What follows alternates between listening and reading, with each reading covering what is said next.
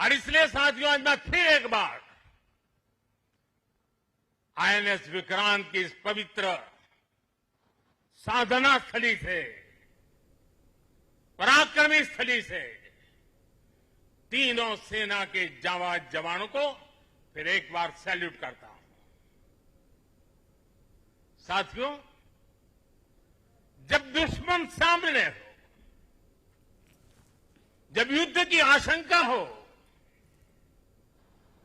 तब जिसके पास अपने दम पर लड़ाई लड़ने की ताकत हो, उसका पलड़ा हमेशा भारी रहता है। सेनाओं के सशक्त होने के लिए उनका आत्मनिर्भर होना बहुत आवश्यक है। ये वीर जवान इसी मिट्टी में पैदा हुए हैं, इसी मिट्टी में पले हैं। जिस मां की गोद से उन्होंने जन्म लिया है, वो मां भी इसी मिट्टी में पली बड़ी है।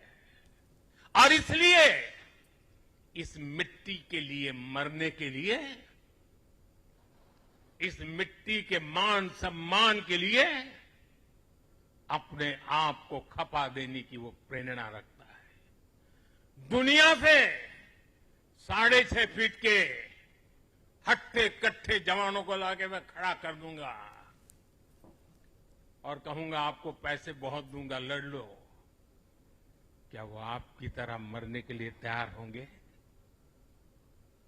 क्या आपकी तरह वो जान लगा देंगे?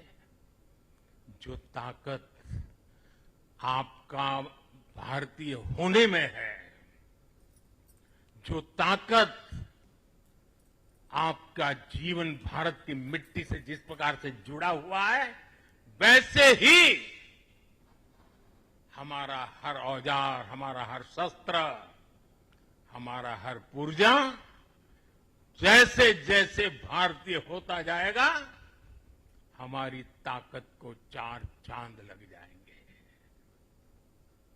हमें गर्व है कि पिछले 1 दशक से हमारी सेनाएं तेजी से आत्मनिर्भरता की ओर कदम बढ़ा रही है।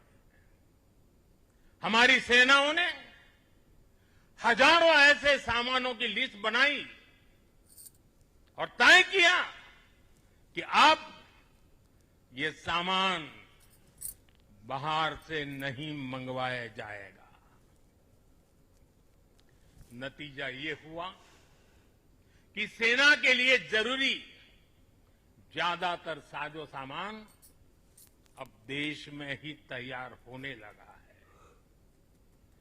पिछले 11 वर्षों में हमारा डिफेंस प्रोडक्शन 3 गुना से ज्यादा हो गया है। पिछले साल तक ये रिकॉर्ड 1.5 लाख करोड़ रुपए से अधिक पहुंच गया है। मैं एक और उदाहरण देश को बताना चाहता हूं। 2014 से अब तक भारतीय शिपयार्ड से नौसेना को 40 से ज्यादा स्वदेशी युद्धपोत और पनडुब्बियां मिले हैं।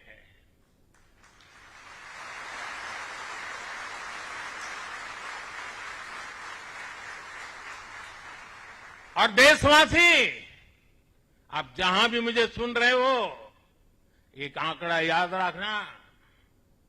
और मैं पक्का मानता हूं, आज आपके सुनने के बाद आपके दिवाली के दिए और ज्यादा तेज प्रकाशित हो जाएंगे। जो मैं कहना चाहता हूं वो क्या है? आज हमारी क्षमता क्या है?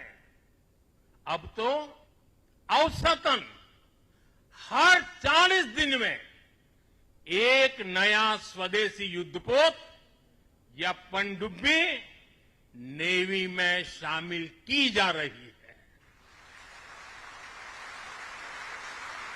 हर 40 दिन में एक। साथियों, हमारी ब्रह्मोस और आकाश जैसी मिसाइलों ने ऑपरेशन सिंदूर में भी अपनी क्षमता साबित की है। ब्रह्मोस को तो नाम ही ऐसा है कि सुनते ही कई लोगों को चिंता हो जाती कि ब्रह्मोस आ रहा है क्या। अब दुनिया के कई देश इन मिसाइलों को खरीदना चाहते हैं। मुझे विश्व के जो भी लोग मिलते हैं उनकी इच्छा एक होती है कि हमें भी मिल जाए। भारत तीनों ही सेनाओं के लिए हथियार और उपकरण एक्सपोर्ट करने की क्षमता बिल्ड कर रहा है। हमारा लक्ष्य है कि भारत पूरी दुनिया के टॉप डिफेंस एक्सपोर्टर देशों में शामिल हो। पिछले एक दशक में हमारा डिफेंस एक्सपोर्ट 30 गुना से अधिक बढ़ गया है और सफलता के पीछे हमारी बहुत बड़ी भूमिका डिफेंस स्टार्टअप की है, स्वदेशी डिफेंस इकाइयों की है। आज हमारा स्टार्टअप भी दम दिखा रहा है। साथियों, शक्ति और सामर्थ्य को लेकर भारत की परंपरा रही है ज्ञानाय दानाय च रक्षणाय, ज्ञानाय दानाय च रक्षणाय। अर्थात हमारा विज्ञान, हमारी समृद्धि और हमारी ताकत मानवता की सेवा और मानवता की सुरक्षा के लिए होती है। आज जब इंटरकनेक्टेड वर्ल्ड में देशों की अर्थव्यवस्था और प्रगति समुद्री रास्तों पर निर्भर है, तब भारत की नेवी ग्लोबल स्टेबिलिटी में अहम भूमिका निभा रही है।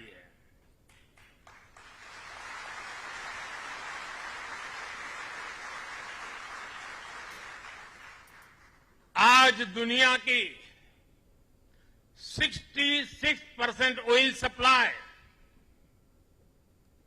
दुनिया के 50% कंटेनर शिपमेंट हिंद महासागर से होकर गुजरते हैं। इन रूट्स की सुरक्षा में इंडियन नेवी भारतीय महासागर की गार्डियन की तरह तैनात है। साथियों, आप ये काम कर रहे हैं। इसके अलावा मिशन बेस्ड डिप्लॉयमेंट के जरिए, एंटी पायरेसी पेट्रोल के जरिए और मानवीय मदद वाले ऑपरेशंस के जरिए भारतीय नौसेना इस पूरे रीजन में ग्लोबल सिक्योरिटी पार्टनर की भूमिका निभाती है। साथियों, हमारे आइलैंड्स की सिक्योरिटी और इंटीग्रिटी में भी हमारी नेवी का बड़ा रोल है। कुछ समय पहले हमने फैसला लिया था कि 26 जनवरी को देश के हर आइलैंड पर तिरंगा फहराया जाना चाहिए। देश के उस संकल्प को हमारी नेवी हर 26 जनवरी को आन बान शान के साथ पूरा करती रहती है। मैं नेवी को बधाई देता हूं। आज भारत के हर द्वीप पर नौसेना तिरंगा फहरा रही है। साथियों, आज जब भारत तेजी से आगे बढ़ रहा है तो हम प्रयास कर रहे हैं कि भारत के साथ ग्लोबल साउथ के सभी देश भी